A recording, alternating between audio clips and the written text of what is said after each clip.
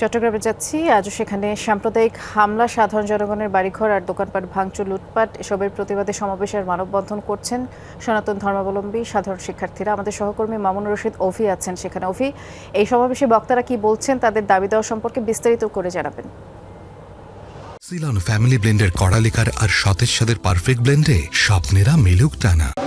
বৃষ্টি মূলত বিকেল ৩টার পর থেকে কিন্তু চট্টগ্রামের আন্দরকিল্লা মোড়ে একেবারেই সনাতন ধর্মাবলম্বী যে সমস্ত মানুষ রয়েছেন তারা কিন্তু বিভিন্ন প্লাকার্ড, পেস্টুর, ব্যানার নিয়ে এখানে সমবেত হয়েছেন এবং এটি মূলত হিন্দু বৌদ্ধ খ্রিস্টান ঐক্য পরিষদের ব্যানারে এখানে প্রায় শত শত মানুষ তারা জমায়েত হয়েছেন। তাদের দাবির মধ্যে অন্যতম দাবি হচ্ছে যে যখনই তারা বলছিলেন যে যখন কোনো নির্বাচনের আগে এবং পরে অর্থাৎ সরকার যখন পরিবর্তন হয় তখন এর পরবর্তীতে কিন্তু তাদের উপর বিভিন্নভাবে হামলা করা হয়, ভাঙচুর করা হয়। তাদের যে উপাসনালয়গুলো রয়েছে, বিশেষ করে মন্দির, গির্জা সেগুলো রয়েছে, সেখানে কিন্তু তাদের উপরে হামলা করা হয় এবং সেই সমস্ত জিনিসগুলো ভাঙচুর করা হয়। সে কারণে কিন্তু তারা অনেক বেশি ক্ষুব্ধ। গত কয়েকদিন ধরে চট্টগ্রামের যে বিভিন্ন জায়গাগুলো রয়েছে সেখানে কি তাদের উপরে এই যে একটি গোষ্ঠী আসলে হামলা করেছেন সেই বিষয়ে আসলে তারা অনেক বেশি ক্ষুব্ধ। তারা আসলে প্রতিবাদ জানাচ্ছিলেন।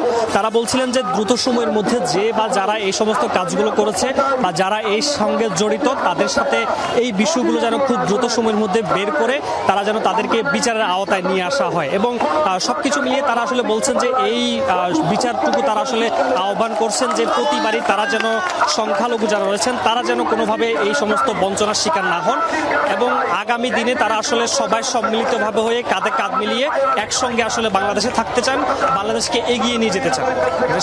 আমরা ধন্যবাদ জানাচ্ছি অভি।